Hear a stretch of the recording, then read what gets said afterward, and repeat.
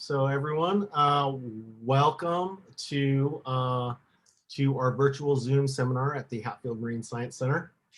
I would again thank you for joining us today. My name is Yichung Chung. I'm the academic programs manager at the Oregon State University Hatfield Marine Science Center here in Newport, Oregon, and I'll be your host of today's talk. Just a couple logistics I want to go over. We have your mics, cameras, and screen share are off, and we ask that you keep them off for this event. Please ask any questions you might have using the chat box found at the bottom or the top of your Zoom screen at any time, and we'll answer any questions at the end of this talk. We'll be recording this event, and it will be posted in a few days following today on the HMSC website's past seminar page. And I'll post that also in the chat. I would also recommend you check out our Hatfield Marine Science Center YouTube page, which also has a lot of these seminars posted there, as well as additional video footage that has been developed. Couple of announcements. Our next Science on Tap event is Wednesday, February 17th from 6 to 7 p.m. Pacific Standard Time.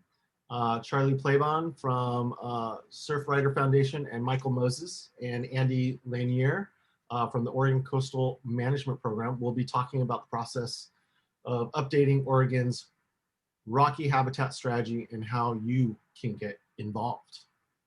Next week's seminar speaker will be on February 18th, and it will be our very own ODF&W, Lindsay Aylesworth, from the research project leader, who's the research project leader for the Marine Reserves Program with ODF&W.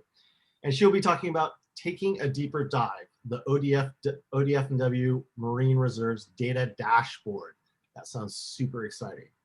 So again, if you need more info or the links to our upcoming events, check out the HMSC homepage.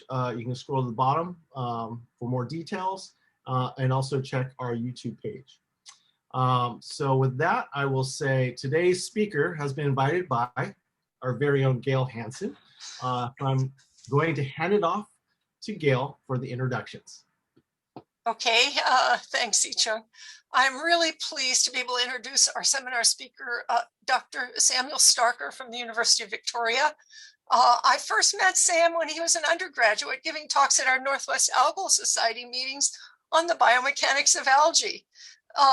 But since then, he's come a really long way. He completed his bachelor's and doctorate degree at the University of British Columbia in about, I think, 2019. And he is now on an NSERC postdoctoral fellowship at the University of Victoria. He has published more than 23 papers in peer-reviewed journals and has received a number of awards for his talks at scientific meetings. In addition to applying his knowledge of biomechanics, Sam uses molecular techniques and field ecology to study how environmental drivers, things like global warming and wave action, influence the ecology, morphology, biogeography, and evolution of marine macrophytes in nearshore environments. His talk today is entitled Kelp Forests in a Changing Ocean. Okay, Sam, you're on. Awesome. Thanks so much, Gail and Yichung, for that introduction. Just to clarify one thing, I don't quite have 23 peer-reviewed publications, but getting up there. You've got them on ResearchGate, a lot of them. Maybe they're in progress, some of them. Yeah, I think so. Hopefully soon. Okay. But anyways, thank you very much for that intro.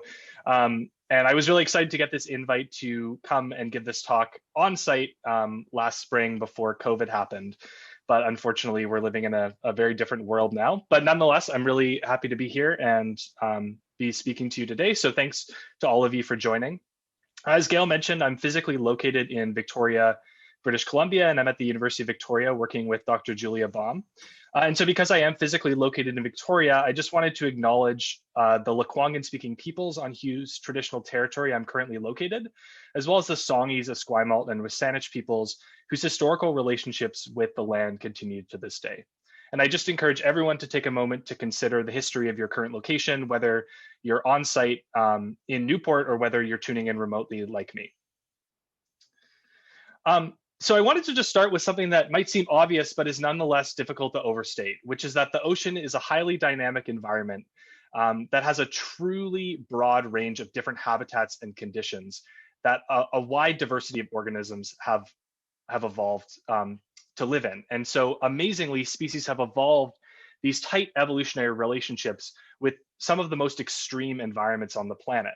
And as a result, marine ecosystems and communities are strongly structured by variation in the environment. Whether we're talking about temperature or light or wave action, variation in the environment plays a really important role in determining what species are found where, as well as emergent properties of ecosystems and communities, such as species interactions. And although the ocean has always been a really dynamic place, we're currently living in a time of truly unprecedented rates of global change. So climate change along with other anthropogenic stressors and extreme events brought on or magnified by climate change really threaten the persistence of our ecosystems as we know them today. And so this offers a major challenge for marine scientists in that we're charged with trying to understand how some of these broader environmental drivers, like extreme marine heat waves that may take place at continental or global scales, influence the biology of organisms that really only experience the immediate environment around them. However, we have to actually be able to do this if we're going to understand how our actions as humans will impact the functioning and diversity of ecosystems into the future, or if we're ever to make accurate predictions about ecosystem change into the Anthropocene. So my research focuses on marine habitats, such as kelp forests, like this bull kelp forest shown here. And I investigate how these species interact with their environment over both broad evolutionary timescales and shorter ecological timescales that are relevant to global change.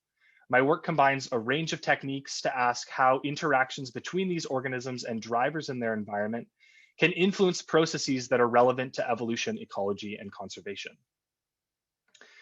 So kelp forests, which I'm going to be talking about today, form large marine habitats along our coast. And so these kelps are large and provide three-dimensional structure that serves as habitat for a wide range of other organisms, such as these black rockfish shown in this photo.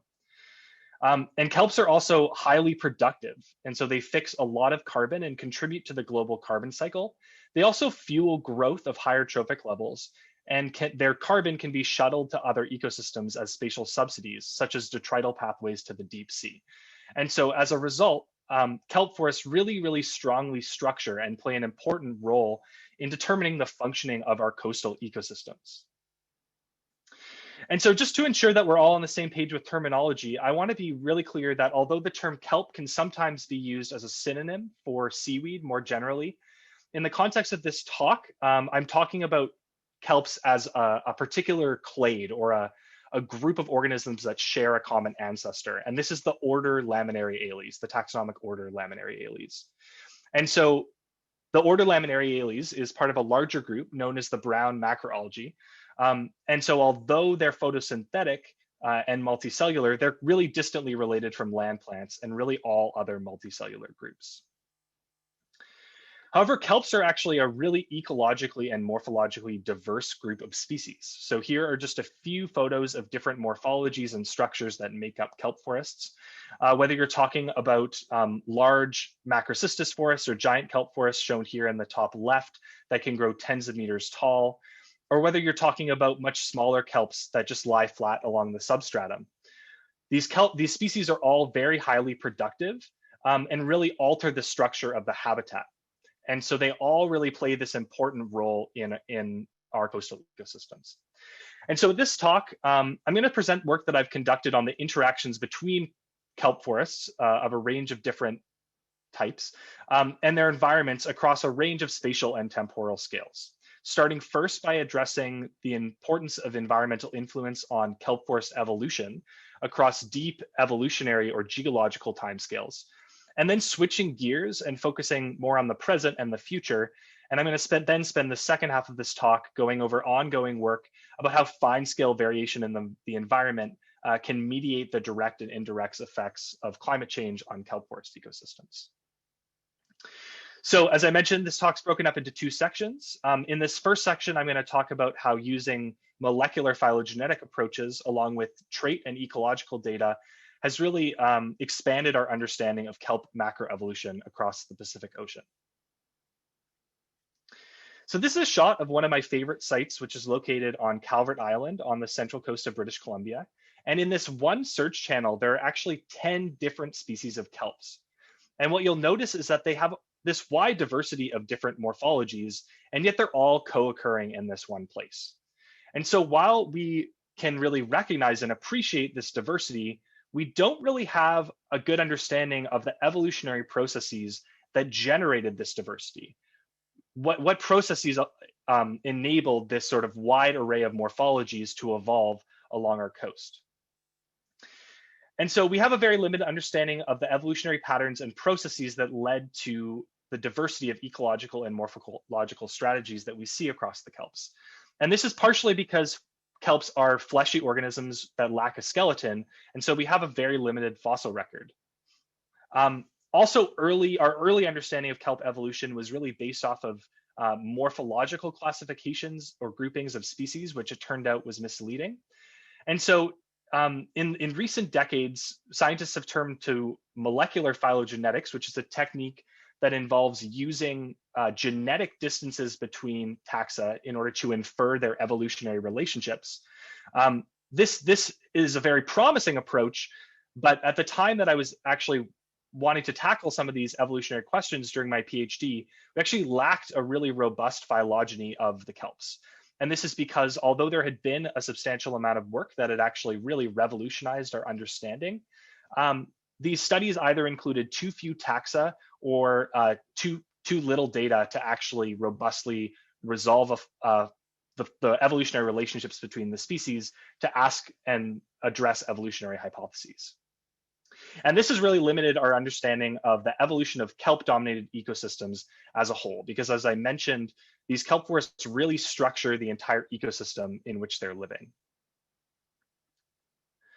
And one of the major challenges in reconstructing the evolutionary relationships between kelps has been understanding the relationships between some of the families.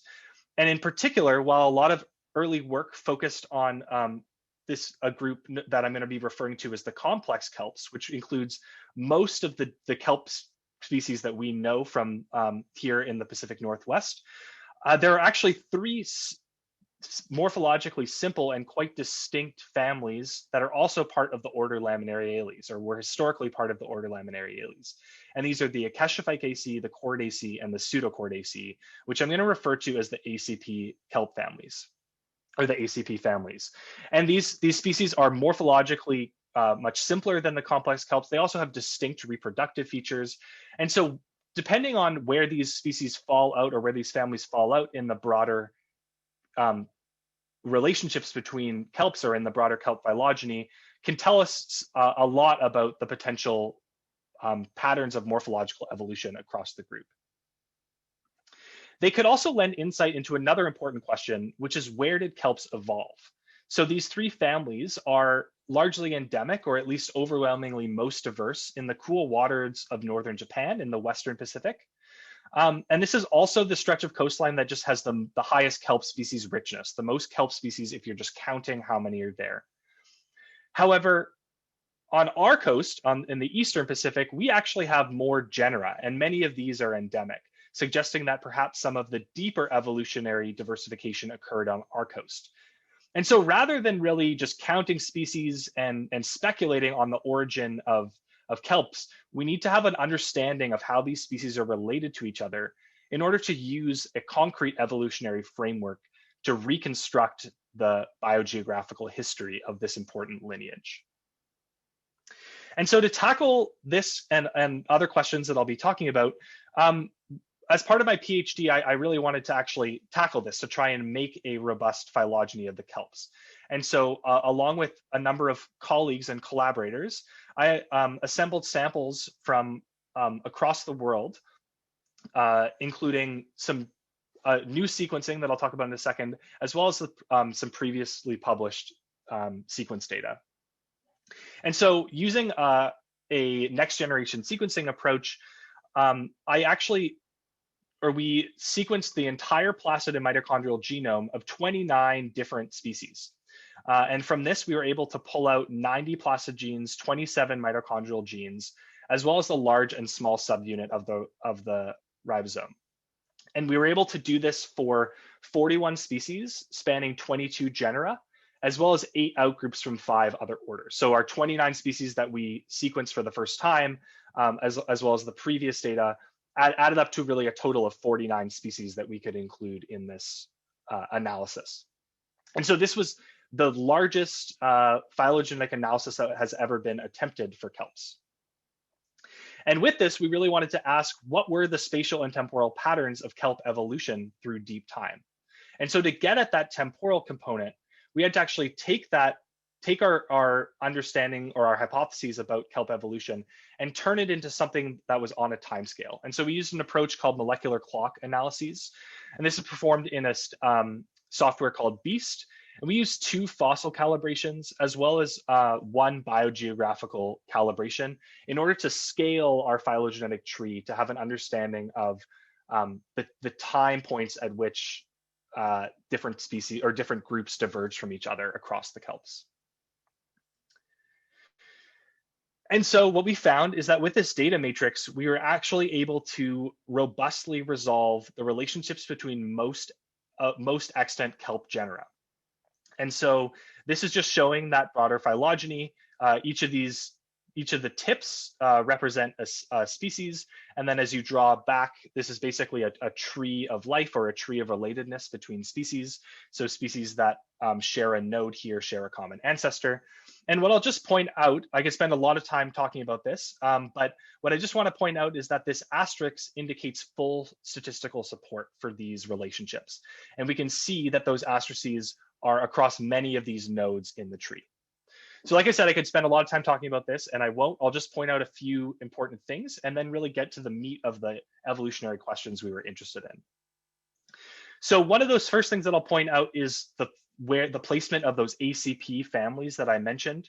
So it turns out these ACP families are actually a divergent sister group to the rest of the Kelps. And so as a result, we decided to propose that these ACP families actually be removed from this order, from the Laminariales, and put in their own order, the Chordales. And this is really, the distance between these 2 groups is really consistent with genetic distance between other orders within the brown algae. Another thing I'll point out is that we found this one taxonomic conflict in that this Japanese species, Arthrophamnus, turned out to be nested within this broader clade of Saccharina. And so we were really left with 2 options here.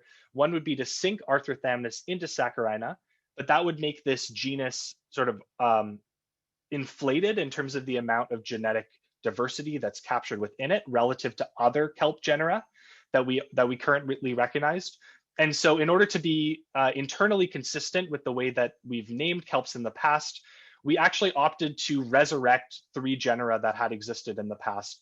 And so split the genus Saccharina into 4 genera, including Schillmaniella, Arthrophamnus, and Heatophyllum.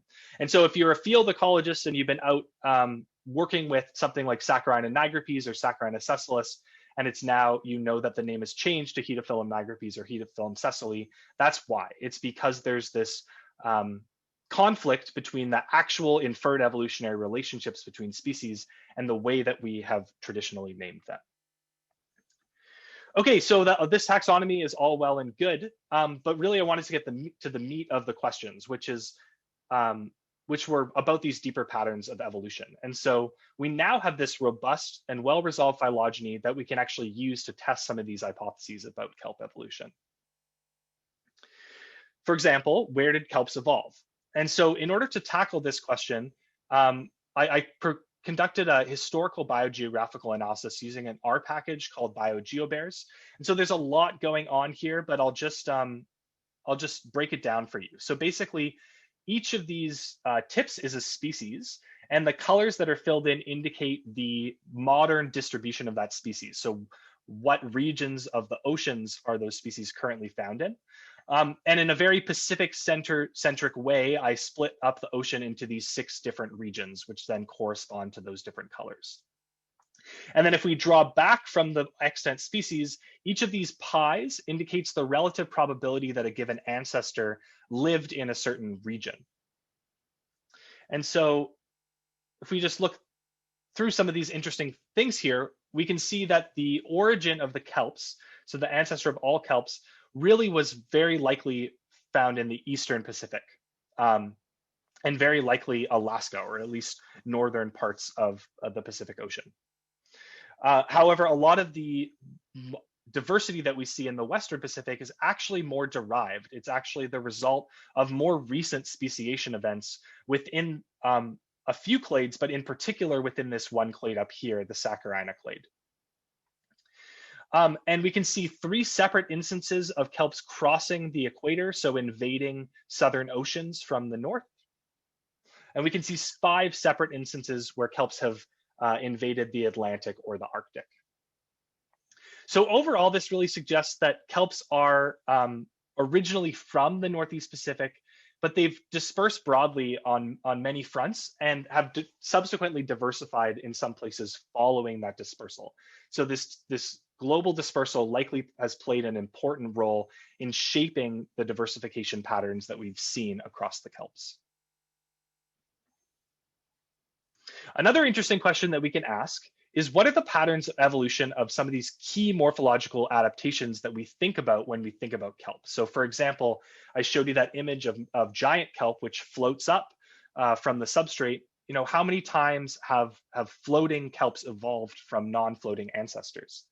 And so to look at this, I did another ancestral state reconstruction, but this time looking specifically at traits. And what we found is that there are multiple origins of virtually all of these complex traits. So this is first showing just stiff stipes versus flexible stipes. So this is like the stem of the kelp. If it has a stiff stipe, it's sticking up off of the substratum, which allows it to stand up and compete for sunlight. If it has a flexible stipe, it just tends to rest along the bottom. And we can see multiple origins of this stiff stipe morphology from an ancestor that was very likely had one of these flexible stipes.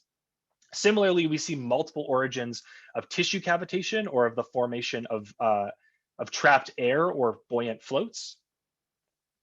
And we see multiple origins of 2 different types of branching. So what I'm showing here, I've called split branching, which is basically when a division plane forms in the kelp and it programs cell death leads to a splitting that then forms a branch.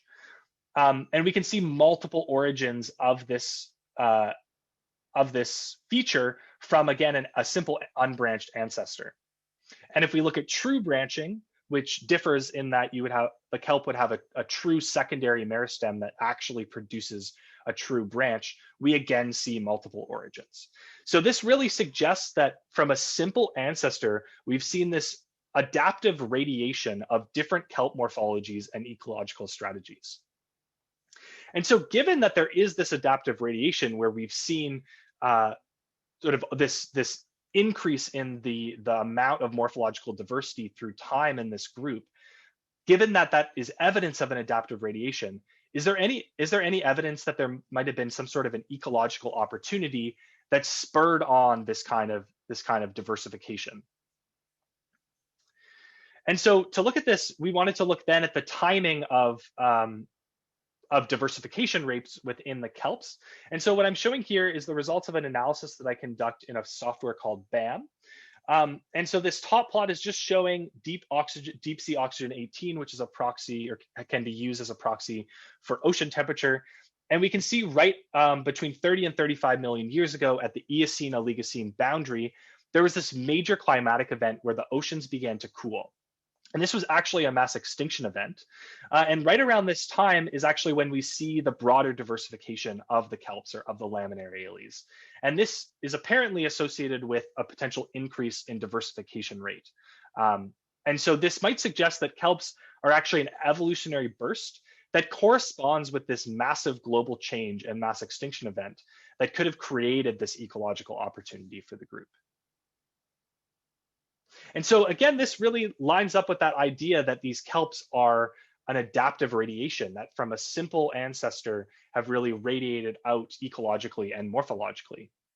And so if some of those key morphological features that I talked about evolved convergently, and in fact, if they're driven by processes like ecological speciation, as we'd expect during an adaptive radiation, then what about differences in niche structure? What about where species are found in the environment and what types of quantitative traits they tend to have. Do we see that same pattern of convergent evolution in that group? And so to look at this, myself and colleagues amassed a series of quantitative trait data, some collected in the field and some taken from the literature, that included information about how much biomass was invested into different parts of the kelps, as well as aspects of their structural reinforcement of the blades. So for example, blade mass per area, which would be analogous to specific leaf area if you're a plant person. And then we also looked at material properties, so strength, stiffness, and extensibility. And we wanted to know how the phylogeny that I was just discussing, as well as these quantitative traits, whether either of those or both together might be able to tell us anything about how kelps are distributed in space.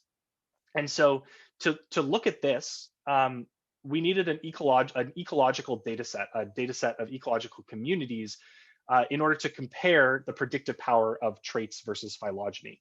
And so I basically used this data set that was collected between 1993 and 1995 from Barclay Sound on the west coast of Vancouver Island, which is a place you'll hear a lot more about in the second part of this talk. And this data set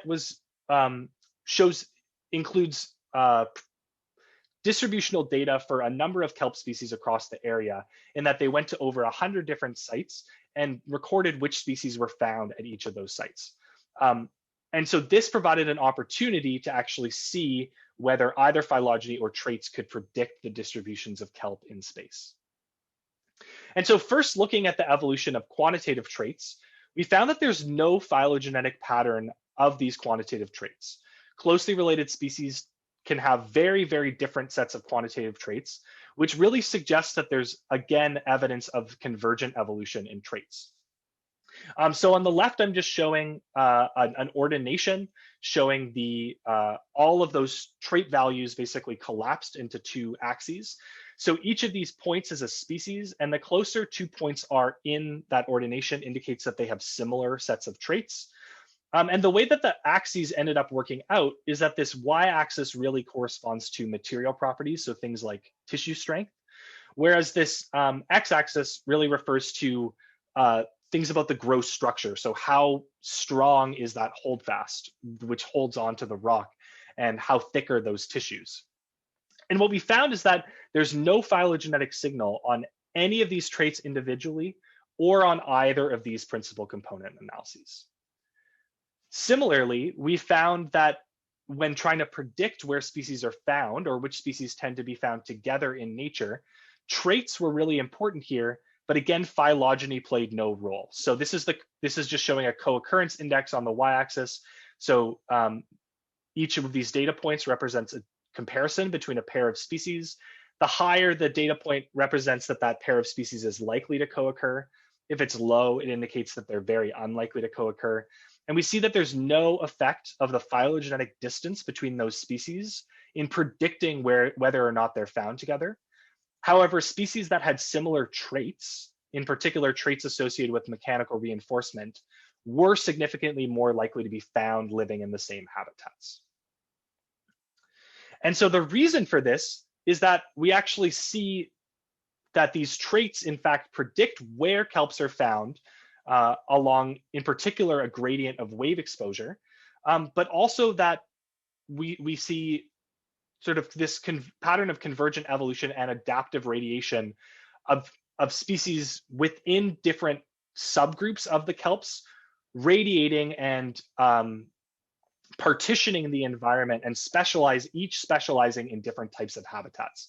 And we see that pattern across several different kelp clades. So for example, I'm showing here on the left, this is the average wave exposure at which we found a given species. And we can see that although there are maybe some groups of species that tend to be somewhat similar, we see wave sheltered specialists and wave exposed specialists have apparently evolved multiple times across this group. And we can also look at two example families, the Olariaceae and the Arthurthamnaceae, and we can see that in each of these groups, there are specialists to wave exposed habitats. There are these more cosmopolitan species, and then there are more specialist to wave sheltered habitats. And so again, this is consistent with that idea of an adaptive radiation, where these species have diversified to partition their environment. So just to recap the first part of this talk, we now have a much better understanding of the relationships between kelp genera, which allows us to actually tackle some of these broader evolutionary questions. Complex kelps likely originated in the Northeast Pacific, sometime around or after the Eocene-Oligocene marine mass extinction. And so this might be indicative of ecological opportunity.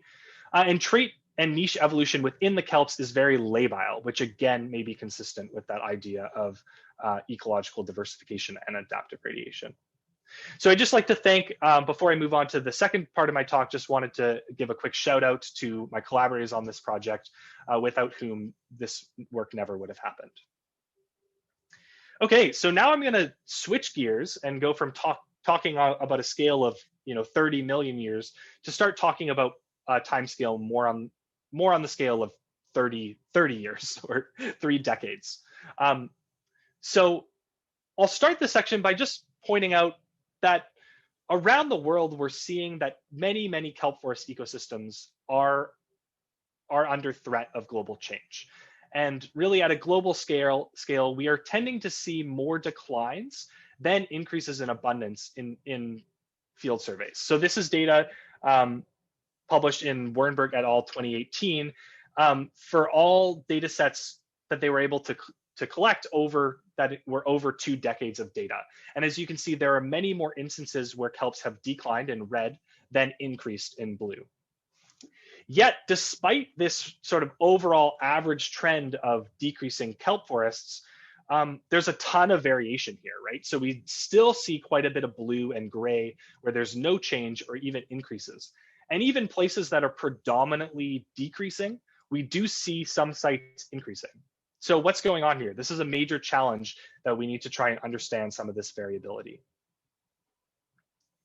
And so when kelp forests collapse, depending on the drivers of this collapse, this can result in a few different endpoints. So if the collapse of kelp forests is driven by overgrazing by urchins, we tend to see this collapse to an urchin barren, which is where we go from having this kelp forest, this lush kelp forest, to this basically homogeneous pavement of coral and algae. Conversely, if it's driven by other factors such as temperature or nutrients, we might see this transition to different types of macroalgal communities, such as turf reefs, where we're talking about very short diminutive seaweeds, or these macroalgal reefs, where we have some sort of species replacement, but we're losing our kelps and we're replacing them with something else. And one of the major factors that is influencing or threatening the persistence of these kelp forest ecosystems is that we're seeing this increase in marine heatwave events. So this is just showing a figure from Smale et al. 2019, showing that the number of heatwave days through time have really spiked over the last few decades. And so this offers really a major threat to kelp forests, in that in some places we see these heat waves associated with local or regional extirpations of kelp forests and the replacement by these less desirable ecosystems such as turf or macroalgal reefs or urchin barrens. And in fact, we actually had a very, very large heat wave here in the Northeast Pacific a few years ago. And so between late 2013 and about 2016, this warm blob of water, or known as the blob, formed in the Pacific Ocean. It then later moved inshore and combined with a growing 2015-2016 El Nino, leading to 3 years of continuously warm temperatures. And this affected both our sea surface temperatures, but also air temperatures. This heat wave had major effects on our ecosystems all up and down the coast, including kelp forest ecosystems. And in places towards the southern end of the range of some of these kelp forests, we did in fact see at least temporary extirpation and in some cases persistent loss of these species. However, we have not seen in North America a consistent, overwhelming effect of this marine heat wave on all kelp forests. And in particular, I'm referring to this study conducted by Sarah Hamilton et al. And by some researchers at OSU, maybe some of them are even listening, where they actually found surprising stability in some bull kelp forests off of the west coast of Oregon. And so this really suggests that local or regional factors might strongly influence the resilience of kelp forests to marine heat waves. And so rather than seeing all kelp forests being impacted equally by all marine heat waves, there are really these finer scale factors that are probably really, really important. And so throughout my PhD and following it, I've been working out in Barkley Sound, which I mentioned earlier, on the west coast of Vancouver Island, shown here. And while I was working out here, we really noticed some pretty substantial changes in our coastal ecosystem. So this is just showing a figure of an intertidal community from Wizard Islet, which is a long-term monitoring site and a place that's visited a lot because of these charismatic megafauna, these seals that tend to live here. And you can see this pretty dramatic change from this very brown algal dominated community to one that looks very different. And so you'll notice this loss of the rockweed or the fucus up in the high zone, but also a lot of these kelps down low seem to have disappeared. And I mentioned this is a long-term monitoring site, so we do actually have some data. And it really suggests that at this site, at 3 different tidal heights, following the heat wave, so this is a survey done in 2017, there was significantly less coral cover than prior to the heat wave, so compared to historical baselines from 2009 and prior, suggesting that kelps in the intertidal zone might be threatened by these warming temperatures. But these effects were not restricted to just the intertidal zone. We actually also saw losses of kelp in subtidal regions, such as this bull kelp forest at an island called Helby Island that totally vanished some point between 2008 and 2019. So this really has fueled a lot of my research more recently, which is, this provides us really interesting opportunity to ask what factors might actually influence the vulnerability versus resilience of kelp forests. And a couple factors that we are really interested in, a couple of potential environmental drivers that are really variable in Barkley Sound, are wave exposure. So there's a lot of variation in wave exposure in Barkley Sound, where along the outer coast, we have these really exposed sites, and then you have more sheltered sites protected by other islands or further into the sound. And this might be really important because water motion by wave action might decrease temperatures through local mixing.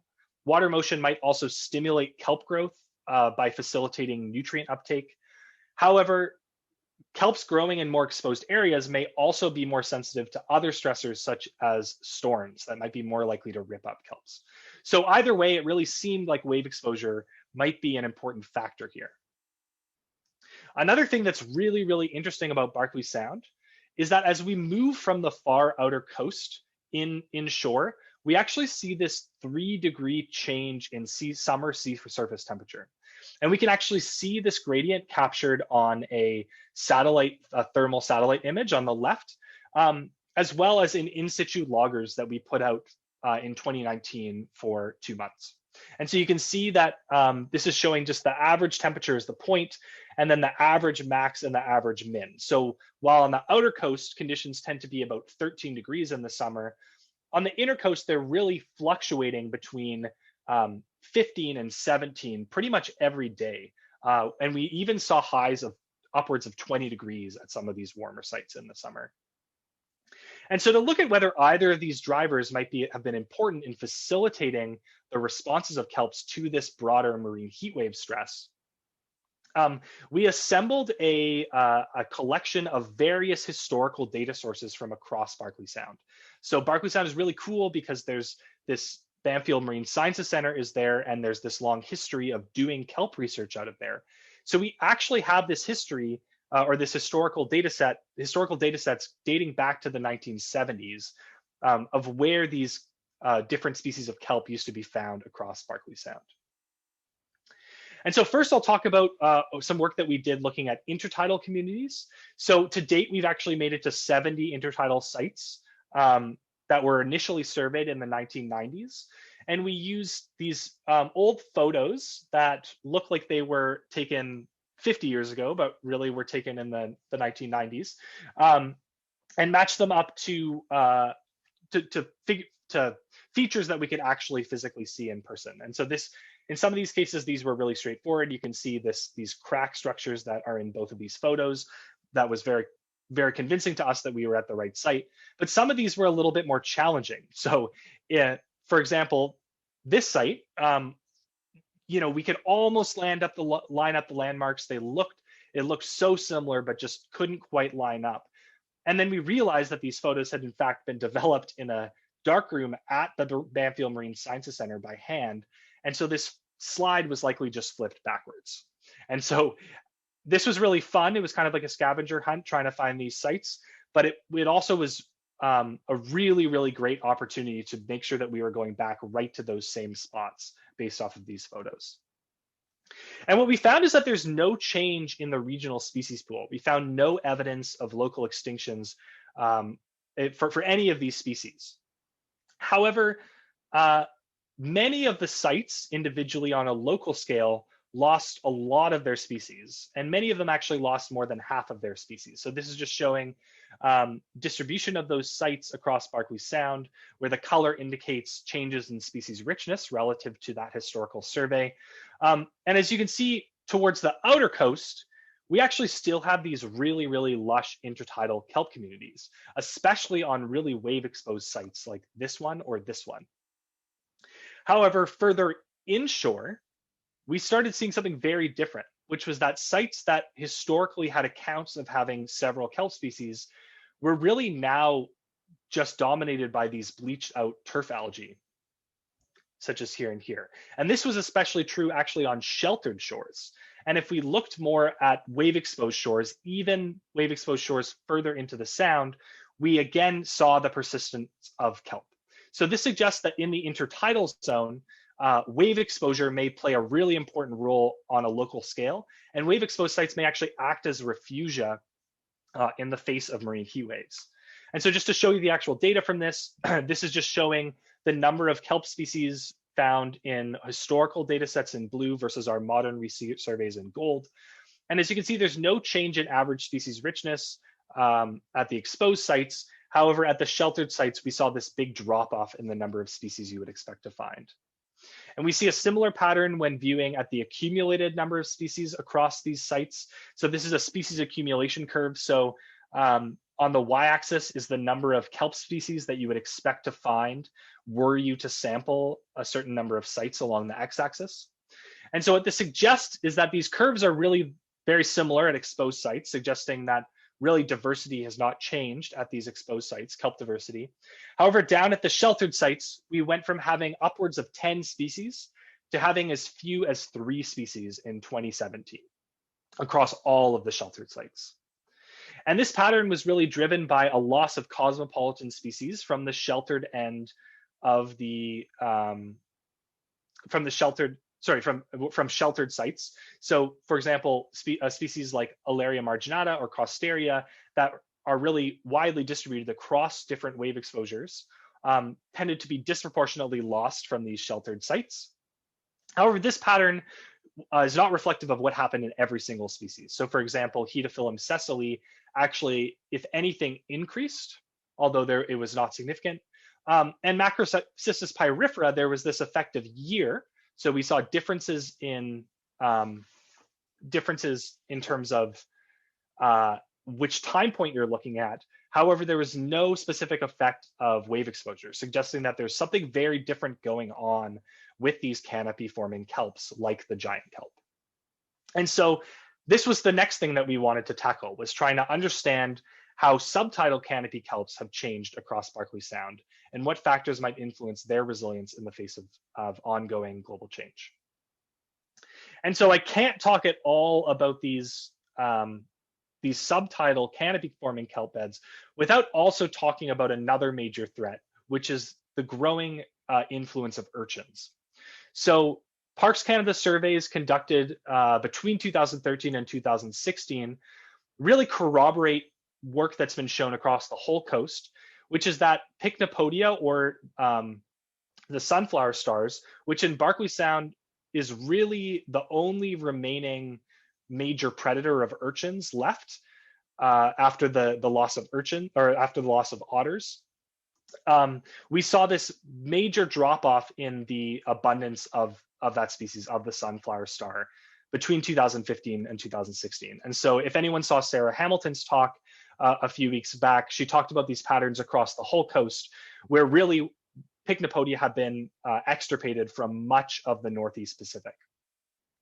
And similar to patterns seen elsewhere, this loss of Pycnopodia has cascaded down the food web, leading to an increase in urchins and a loss of kelp forests at deeper sites that are within reach of these urchins. So the urchins don't quite make it up into the intertidal.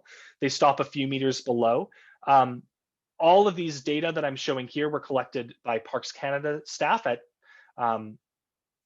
between 2013 and 2016 at sites that were deeper than 5 meters. So these are well within the depth range that we expect to find urchins. And what they found, or what we found with these data, is that in 2016, following this increase in urchins, kelp forests were really, really affected. And in fact, giant kelp were absent completely from 4 out of the 6 sites that were used in this long-term monitoring program. And so try and understand how these environmental pressures, such as temperature, such as this big pulse of temperature, and abiotic and biotic indirect effects, such as this loss of Pycnopodia, trying to understand what factors influence the susceptibility of kelp forests to these 2 factors has really been something that has motivated some more recent work that we've done. So we again assembled a whole bunch of historical data on the distributions of bull kelp and giant kelp in Berkeley Sound. And we used 2 types of approaches. So a site-based approach, which is basically you go to a location and if it was present or absent is recorded. But we also used a shoreline unit approach. And that is along this southeast shore here of Berkeley Sound, which spans that 3-degree temperature gradient. We broke up that entire coastline into 30-meter chunks, 30-meter segments. And the reason why we did this is because we have a whole series of data sets of aerial imageries and historical accounts of data just from that stretch of coastline. So we were actually able to assign presence absence status to each of those segments at each time point. And what we found looking at all of these data sources, so I'm not going to show you all of them, but they really were all consistent, is that as we move from the outer coast or from the open coast into those warmer waters, we see that there's a very strong significant effect of the probability that you'll see those kelp forests be extirpated or go locally extinct. So we saw this big loss of kelp forests, but only from further into the sound. And we saw that for Macrocystis, for Nereocystis. We saw that regardless of the time point we were comparing to. And we also showed it regardless of whether it was an intertidal data set or a subtidal data set. And these inshore sites, these declines have really persisted through time. So we've done partial surveys to follow up on this in 2019 and 2020, and we still see that these places that have lost kelp still lack those kelp. So what could be driving this? Well, of course, the reasonable hypothesis is that it's at least partially driven by temperature. And so what we did this past summer during a week that was actually abnormally warm, we went out and we tagged and measured growth of and health characteristics of a whole bunch of different Macrocystis populations. And what we found is that as you move from the outer coast into warmer inshore waters, we see this big decrease in the rate of growth. And we saw this decrease both in stipe growth and in blade growth. And in fact, in the surface waters at the very far end of that temperature gradient, we're actually seeing kelp slough off tissue faster than they're growing. So presumably, this is something that only occurs during those warm time periods, which we've happened to capture here. But it's really direct evidence of environmental stress on these kelp forests. But if all of this is driven by temperature and none of it has anything to do with those pesky urchins I was telling you about that have decimated these deeper kelp beds, then that doesn't really explain why we still see these sort of speckled points where we have some kelp left over. So you can see bits of kelp along here. And really down at the far end, what should be the warmest area, we actually see a few places that have maintained kelp. So what's going on here? Are these local refugia? And if so, what's allowing them to persist? So to look at this further, we conducted a series of vertical ROV surveys. So we picked 35 random sites along that stretch of coastline, and we conducted vertical transects in towards shore. At each site, we measured the lower limit of seaweed, as well as noted whether canopy kelps or urchins were present at each of those sites. And so this allowed us to determine whether there's maybe some kind of an interaction between the abundance of urchins or the presence of urchins and the distribution and temperature, and then the changes in these kelp distributions. And what we found is that sandy or sediment-laden habitats might enable kelps to persist in deeper places that they wouldn't otherwise be able to persist in. So this is just showing the results of these ROV surveys. So shown here is the probability that you would find kelp at a certain distance from the open coast along the x-axis. And we can see that if those sites are predominantly rocky, we see this big drop off in kelp presence, which is what we saw in all of our other surveys, which is as you move into these warmer areas, you have this loss of kelp forests. And these sites were really dominated with urchins. So what it seems like is going on is that the warm water are pushing kelp down out of the shallows, basically into the mouths of hungry urchins. But if you have these really sediment-laden habitats, then kelp is able to persist. So we see virtually no urchins at these sites. The lower limit seems to be set by the availability of little bits of rock in the sand or in the sediment. And these sites go down to almost 15 meters compared to sort of a 1 to 5 meter spread that we see on rocky sites. So the lack of urchins, so what we're seeing basically is that on the far outer coast, we still have kelp, but these kelp exist only in the shallows, and they're forced into the shallows by these large armies of urchins. So we have this urchin barren that basically meets this fringing kelp bed. Then on rocky shores at the far end of that temperature gradient, we still see those urchins setting a similar lower limit.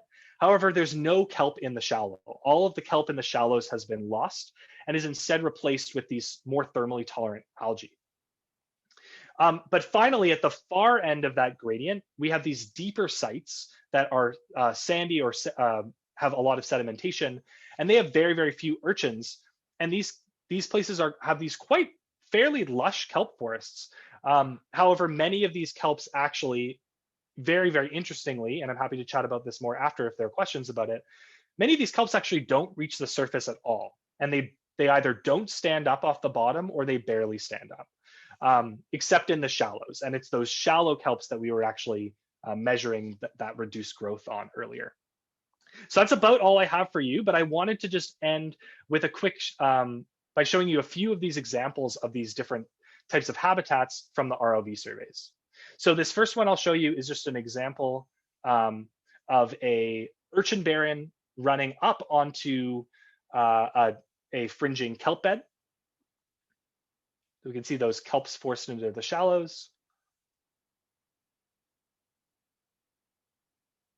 And then this next video is a rocky site from the warm end of that spectrum. So in the shallows, we only have sort of these turfy macroalgal reefs with no kelp. And then that goes down a few meters below the intertidal until it meets and runs into an urchin barren.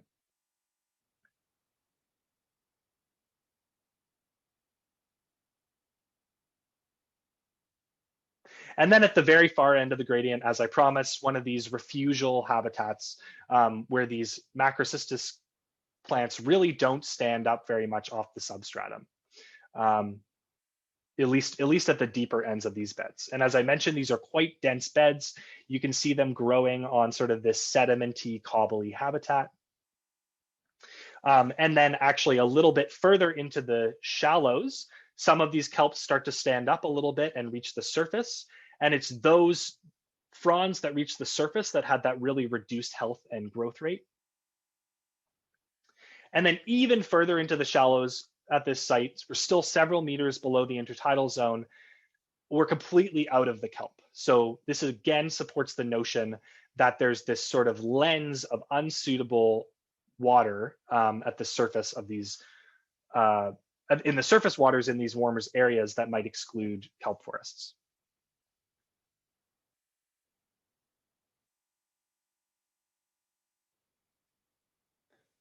Okay. And so with that, I'll just give some conclusions for this second part, which is that we found that local environmental variation can play a really strong role in driving the responses of kelps to these large-scale disturbance events like marine heat waves or changes in trophic structure. We also found that different species will respond differently to climatic events, and so we shouldn't expect all kelps to react the same way to variation in the environment. Microclimate can also lead to vulnerability far from species range edges, so we need to really go beyond thinking about just latitudinal patterns in kelp forests. And finally, climate change refugia may be limited by other factors that are not these direct effects of increasing temperatures by other things like changes in trophic dynamics.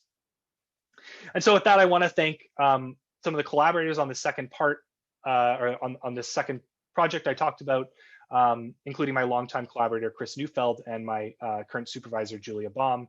Without all of these people, none of this work would have been possible.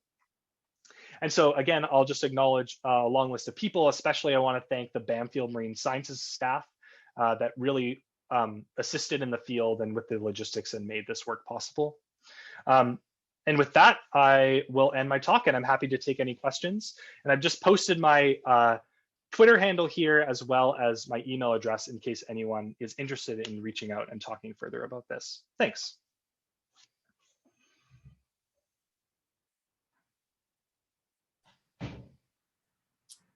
Great, thank you, Sam. Thank you, Sam. That was a great talk. Thanks. I posted in the chat. If there are any questions, please feel free to post in chat or raise your hand and verbally ask your question, either one. And it looks like there's already some questions on there. So John Chapman has asked us, start off with kelps being deeper taxonomy in Asia and North America. Did they evolve in Asia or go extinct and then recolonize North America? And is there a possibility, is this possible related to climate change now? Any ideas what is happening in Asia?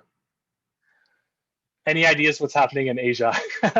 I don't have intimate knowledge about what's happening with kelp forests in Asia. I know that there have been kelp forest losses towards sort of southern warmer edges, as well as increases in urchins, similar to what we've seen here. But I don't know really those specifics. And then the first part was about the evolution of some of those kelp families. So do you mind just repeating that?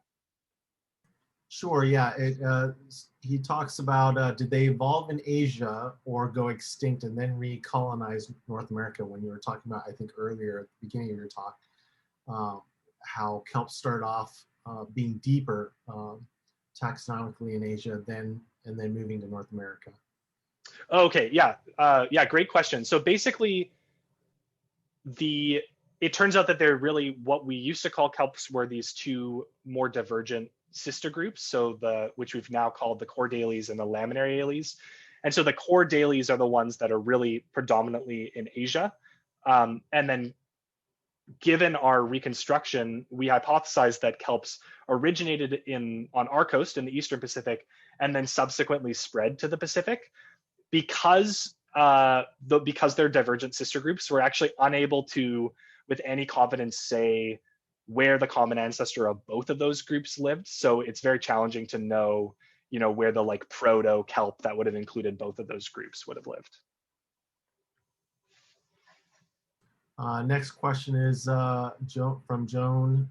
I don't remember in which guide this is mentioned, but there is a bottom type of macrocystis encountered that they've encountered that type a few places throughout BC, usually around the same areas. That's a comment. Okay, sorry, my eyes are really going bad here. Stephanie Fields. I'll ask whoever sent that comment to feel free to reach out to me. I'd love to hear more about that. We're definitely very interested in hearing whether other people have seen similar patterns. Stephanie Fields asks, why do the kelps in the deep sandy areas lay flat rather than standing vertically? That's a really great question, and one that I hope to at least be able to answer a bit more in the future. One hypothesis is that one hypothesis is that these areas have always been warm, and so perhaps it's actually a direct adaptation to get out of the warm water. That's one possibility. Another possibility is that it's because these environments are sort of lower flow environment, and so maybe they grow these really large, heavy blades that then sink the kelp down, in which case it's sort of like a happy coincidence or a happy accident that they're able to avoid those warmer waters. One thing that I will say is that if you take one of those kelps from 10 meters and you bring it to the surface, it then floats. So it really is, I mean, it just barely floats, but it does float. So it's so close to neutrally buoyant that taking it down in depth actually takes it from being buoyant to sinking. I'd love to definitely look at this a little bit more and try and understand the biomechanics of that, but yeah, beyond that, I don't really know why it does that. Got another question from, I believe this is one of our RU and past RU interns. Has anyone done any population genetics on these macrocystis refuge populations? Are they exporting spores and subsidizing the shallower populations? Where are the babies coming from? That's an awesome question. Short answer, no, no one has done that work, but we are pursuing avenues to do some of that work. So to start hopefully sequencing some of these macrocystis plants and trying to figure out some of the population structure. So stay tuned, but nothing yet on that. Great. Another question from Bob Ziak says, great talk, thanks. In addition to temperature effects, how does ocean acidification affect kelp forests? Also, what are your thoughts on using kelp forests for carbon dioxide removal? And there's talk of studying kelp for application to for large-scale CDR. I suspect that's carbon sequestration, CDR, large-scale CDR, carbon dioxide removal. Yeah, so I think with the, sorry, the first part was, so I'll start with the second part. So with the carbon dioxide removal, I mean, there's a lot of open questions, right? Like what happens to that kelp once it's exported? So these kelps are growing very quickly and sloughing off tissue.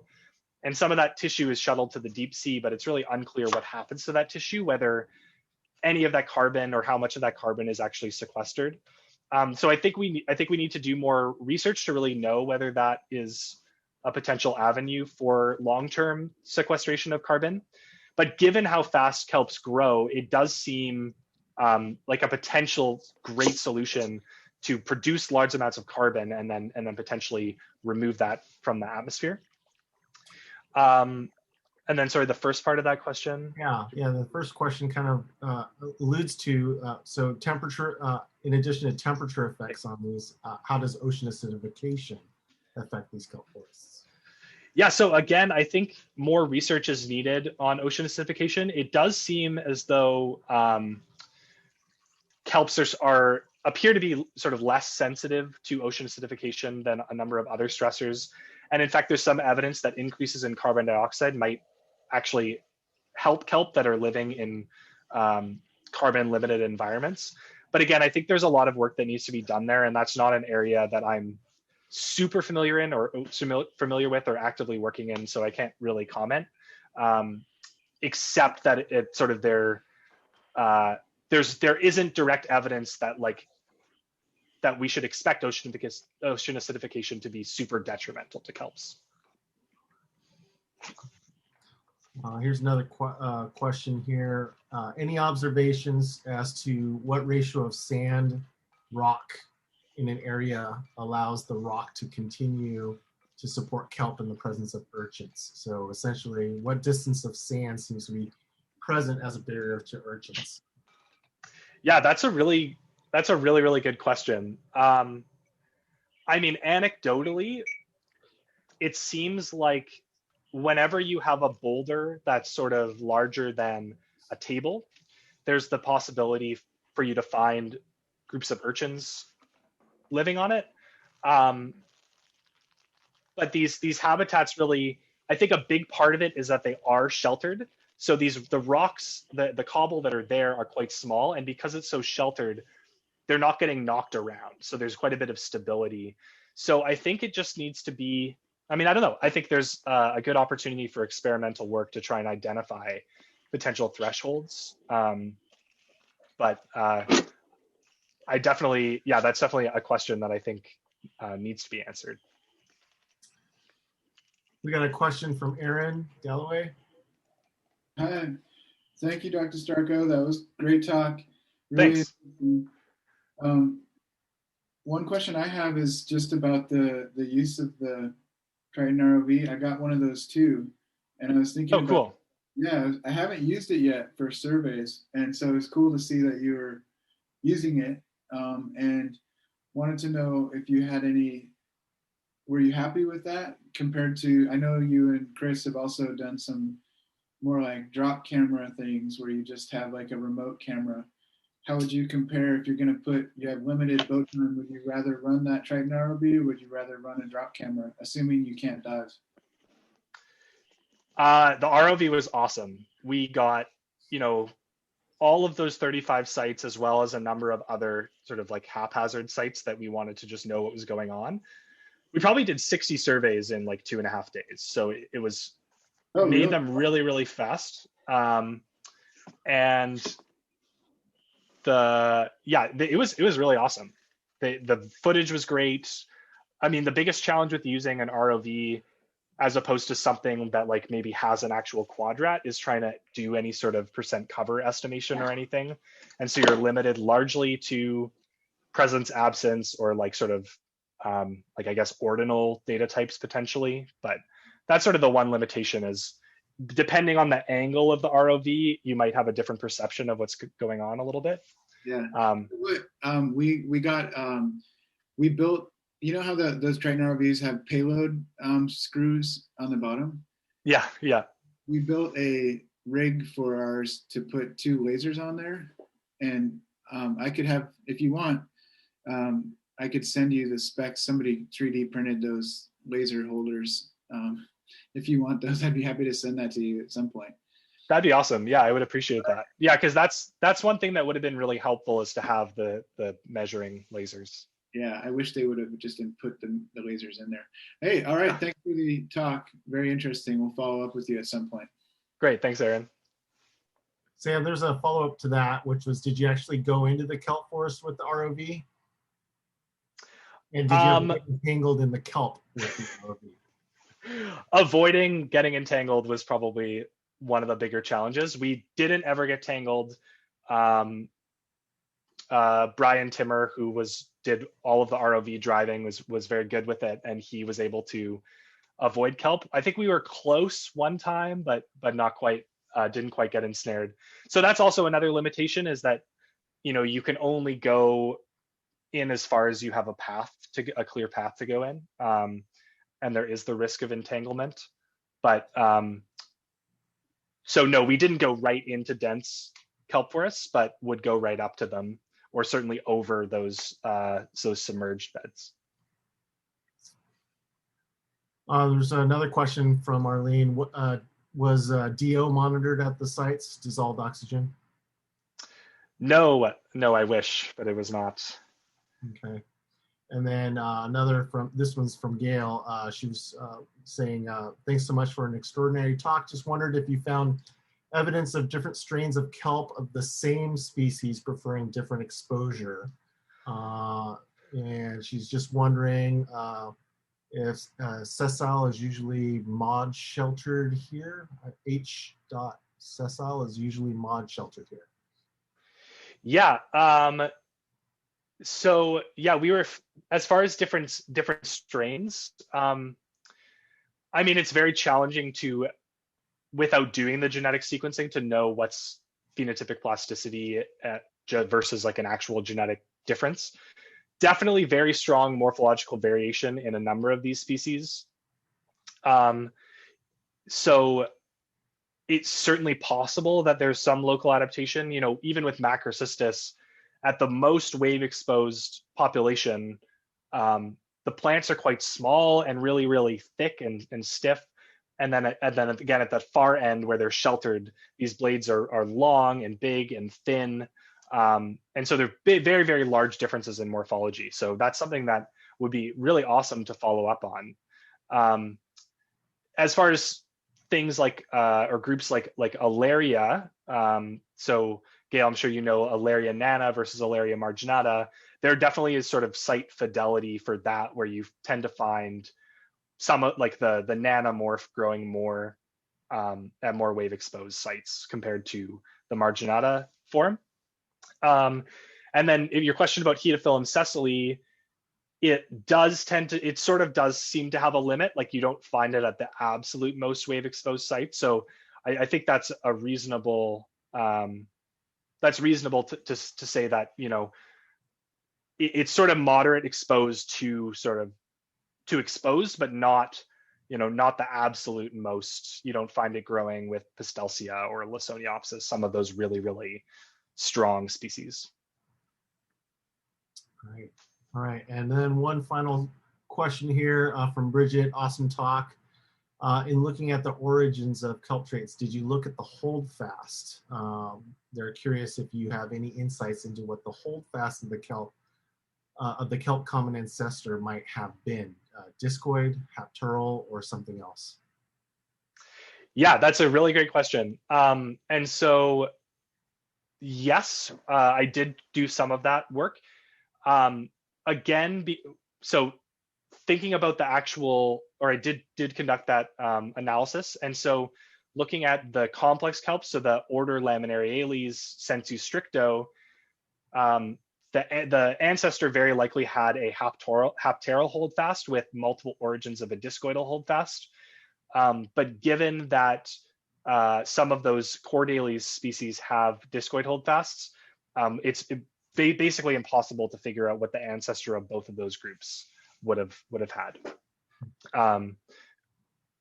But certainly those complex kelps very likely had a hapteral holdfast as an ancestor, or as the ancestral characteristic.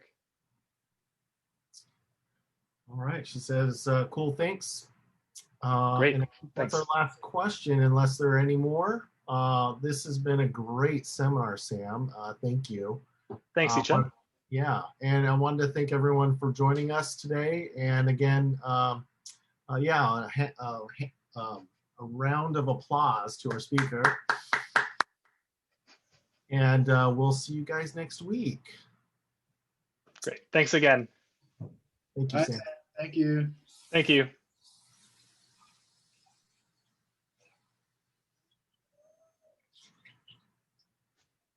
That was great, Sam. Thanks. Yeah, those wow, the number of questions that were flying in were not simple questions. Yeah, that's good. People are paying attention. And I think we may have today might have been a record for a number of participants, so that's great. Oh, really? What was do you know the number? It was 113 or something like that. Whoa, that's a pretty good audience. Yeah, it was a pretty good audience. So nice. Yeah, I think everyone was really excited to hear your talk, and I think Gail did a fabulous job at letting folks know. So, yeah, definitely. Yeah, quite a body of work, Sam. Impressive. Thank you. Thanks very much. Yeah, and thanks, Gail. Thanks for the intro and the Thanks, invite. it was wonderful.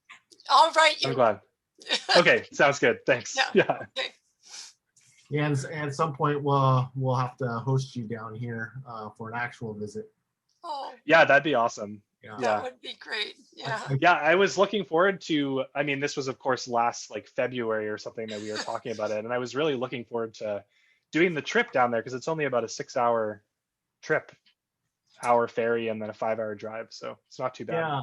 And, you know, I think the other piece that's missing from a lot of these virtual seminars is the collaboration opportunities for you and all of our researchers here.